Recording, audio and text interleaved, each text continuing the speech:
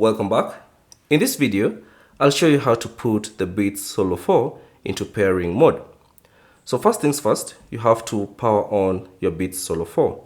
So to do this, all you have to do is locate the power button on the right ear cup. So this is the right ear cup and you can see the power button. So press and hold the power button for about 2 seconds and that should turn on your Beats Solo 4.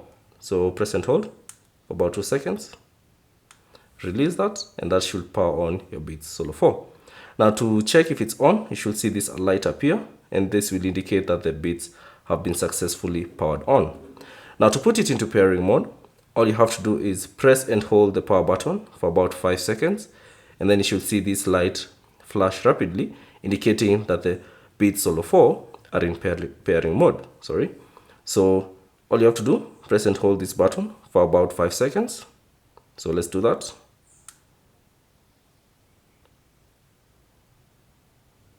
So you should see the light flashing rapidly, indicating that they're in pairing mode.